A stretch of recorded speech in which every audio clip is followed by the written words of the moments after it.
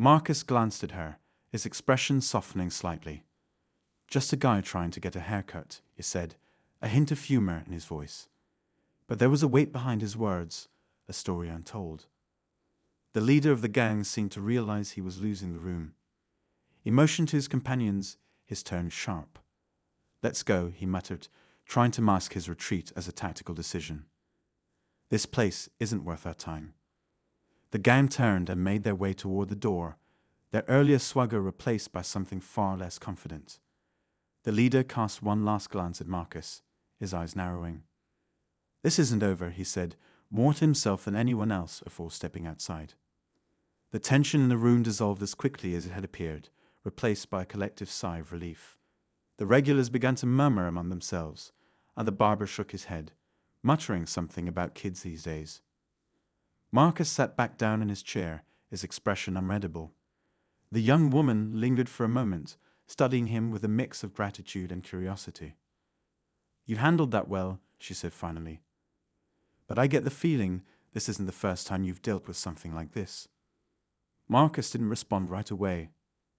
He picked up the magazine he'd been reading earlier and flipped it open, though his eyes didn't seem to focus on the pages. "Sometimes," he said quietly, "you don't get a choice." The young woman frowned, sensing there was more to his words than he was letting on. Before she could ask another question, the barber returned to his station, clippers in hand. "All right, Marcus," the barber said, his tone lighter now. "Let's finish this up and get you out of here before someone else decides to stir up trouble." Marcus nodded, leaning back in the chair. But as the barber worked, his mind wasn't on the haircut. He could still feel the weight of the gang leader's parting words, and he knew this wasn't the end of it. Not by a long shot. The barbershop returned to its usual rhythm, but the atmosphere remained charged. Conversations resumed in hushed tones, and the sound of the clippers filled the gaps where tension had lingered moments ago. Marcus sat still, his eyes closed as the barber carefully shaped his hair. On the surface, everything seemed normal again, but Marcus's mind was far from at ease. He couldn't shake the gang leader's parting words. It wasn't the first time someone had tried to challenge him, but this felt different. There was an edge to it, a sense that the conflict wasn't about him personally, but something larger, a territorial statement or a grudge brewing beneath the surface. Marcus knew these kinds of situations often didn't end in a single confrontation. There was always fallout, ripples that could grow into waves. The young woman who had spoken up earlier was still in the shop, leaning against the counter. She seemed hesitant to leave, her eyes darting toward Marcus every so often. Finally, as the barber finished and brushed off the stray hair clippings, she stepped forward. "Hey," she said softly, her voice cutting through the noise. "I don't mean to pry, but are you okay?" Marcus opened his eyes and looked at her. There was genuine concern in her expression, and for a moment he considered brushing her off. But something about her persistence made him pause. "I'm fine," he said after a moment, his voice calm but guarded. "Thanks for stepping in earlier." She nodded, a small smile tugging at the corners of her lips. "You didn't really need my help, though, did you?" Marcus chuckled softly, a low sound that didn't quite reach his eyes. "No, but I appreciate it anyway." The barber interrupted, handing Marcus a small mirror to inspect his haircut. "You handled yourself well, Marcus," he said quietly. "But those guys, they don't take kindly to being embarrassed. You should watch your back." Marcus nodded, handing the mirror back. He knew the barber was right.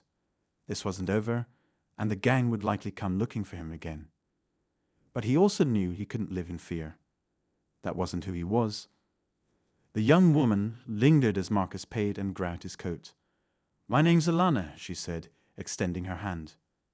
"If you ever need someone to talk to, or, I don't know, a witness, I'm around." Marcus hesitated before shaking her hand. Her grip was firm, her gaze steady. "Thanks, Alana," he said simply, before stepping out into the crisp evening air. The street outside was quiet, but Marcus could feel eyes on him. He glanced around, his instincts sharp. A car idled down the block, its headlights cutting through the dim light. Marcus didn't recognize it, but he didn't need to. He knew enough to trust his gut. He pulled his coat tighter around himself and started walking, his senses heightened. The new arrival stepped inside, the door's bell jingling softly as they entered. It was a young woman, probably in her late 20s, carrying a grocery bag that seemed far too heavy for her slender frame. Her expression shifted instantly as she picked up on the tension in the room. She hesitated for a moment, her eyes darting between Marcus and the gang, clearly debating whether she should stay or leave. The leader of the gang turned his head slightly to look at her, his smirk returning as if to regain some of the control he felt slipping away. "You lost, sweetheart?" he asked, his tone dripping with mockery. The woman ignored him, walking toward the counter with quiet determination. The regulars in the shop seemed relieved by the brief distraction, but it didn't last long. The gang's attention snapped back to Marcus, and the air thickened once more. "You still standing here, big guy?" the leader said, trying to reassert his dominance. "Thought you'd be smart enough to sit back down." Marcus didn't move. His posture was calm, but his presence was commanding. His silence spoke volumes, a quiet challenge that unsettled the men facing him. Behind the counter, the barber cleared his throat again, this time more forcefully. "Let's all calm down," the barber said, his voice firm. "No need for this to get out of hand. This is a peaceful place." But the leader ignored him, taking a step closer to Marcus. "You think you're better than us, don't you?" he snarled. "Walking in here like you own the place." Marcus's eyes never left the man. "I don't think I'm better than anyone," he said evenly. "But I know when someone's trying too hard to prove themselves." The leader's face flushed with anger, his hand twitching at his side. His companions shifted uncomfortably, their confidence starting to waver. It was becoming clear to everyone in the room that Marcus wasn't just some random guy. There was something about the way he carried himself, the quiet strength in his gaze, that suggested a past far more complex than he let on. The young woman at the counter glanced at Marcus, her expression a mix of curiosity and concern. It was as if she could sense there was more to him than met the eye. She turned to the barber, whispering something too low for anyone else to hear. The barber nodded slightly, his shoulders relaxing just a bit. Meanwhile, Marcus finally broke his gaze from the gang leader and took a step forward, closing the distance between them. The movement was deliberate, measured, and it caused the leader to falter for the first time. He took an instinctive step back, his bravado cracking like a thin layer of ice under pressure. "You don't know who you're messing with," the leader said, his voice losing some of its edge. "We run this neighborhood. People like you don't get to just walk in and act like you're in charge." Marcus tilted his head slightly, his expression unreadable. "And what kind of people do you think I am?" he asked, his tone calm, but laced with an undercurrent of warning. The leader didn't have an answer. He stammered for a moment, his confidence eroding with each passing second. One of his companions muttered something under his breath, but the words were lost in the heavy silence that filled the room.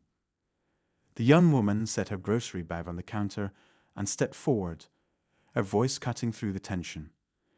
"Maybe it's time for everyone to take a breath and think about what they're doing," she said, her tone firm but not confrontational.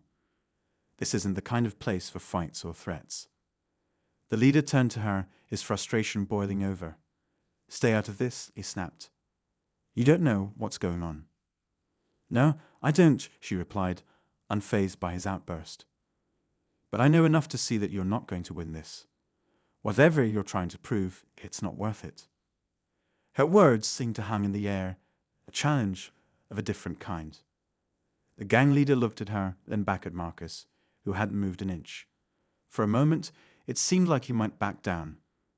But then his pride flared up again, and he took another step toward Marcus. "You think you're tough," the leader spat. "Let's see how tough you really are."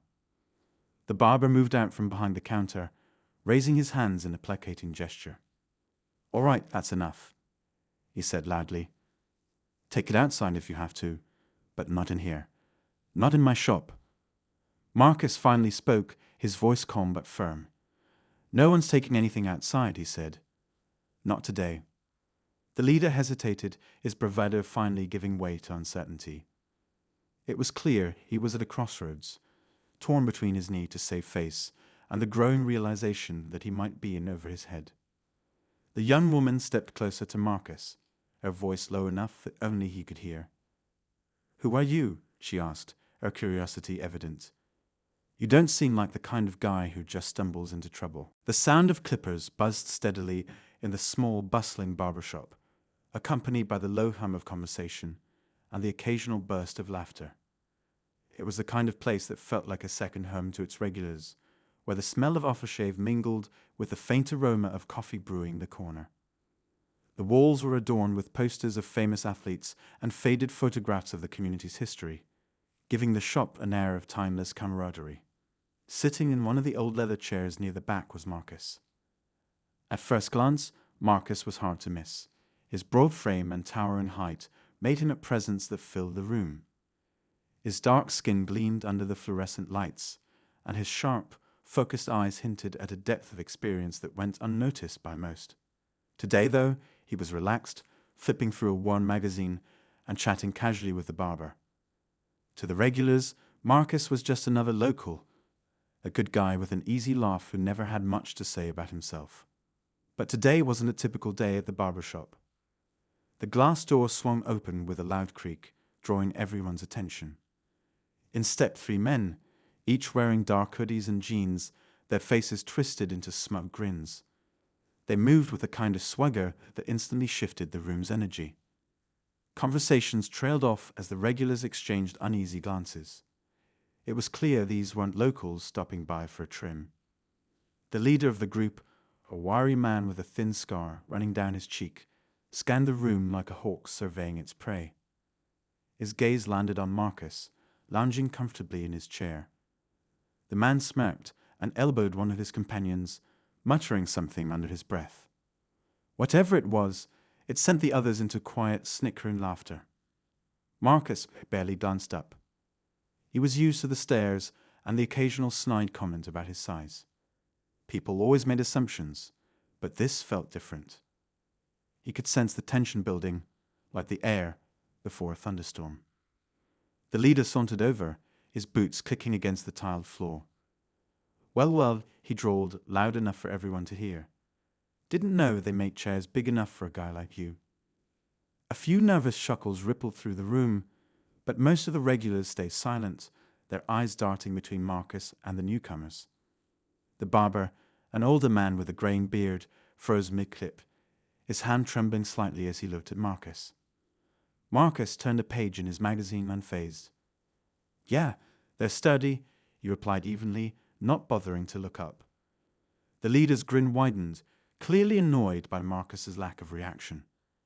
"You don't look like you belong here, big man. You sure you're in the right place?" Now Marcus looked up. His gaze was calm but piercing, cutting through the man's bravado like a blade. "I've been coming here for years," he said quietly, his voice steady. "How about you?"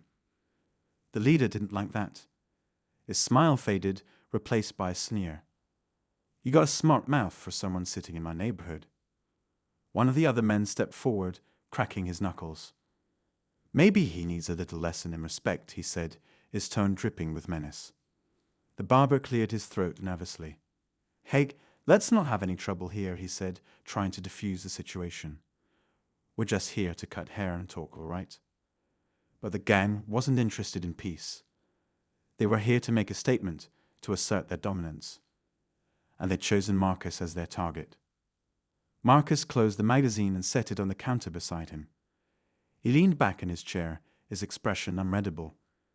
The room seemed to hold its breath as the tension reached a boiling point. "I don't want any trouble," Marcus said, his tone calm but firm. "But if you're looking for it, you might want to think twice." The leader laughed, a harsh, grating sound. "Oh, is that right? And what's a big guy like you going to do about it?" Marcus's lips curved into a faint smile, but there was no humor in it. He stood up slowly, unfolding his massive frame until he towered over the gang. The room seemed to shrink in comparison, the air heavy with anticipation. "I used to fight for a living," Marcus said quietly, his voice carrying just enough weight to make everyone lean in. "I'm pretty good at it. but if you push me, you'll find out just how good.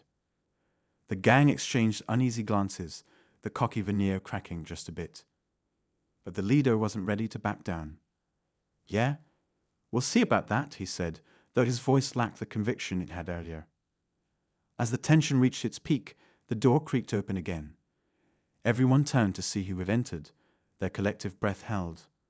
And in that moment, the story was far from over. As he made his way home, the memories he'd tried so hard to bury began to surface.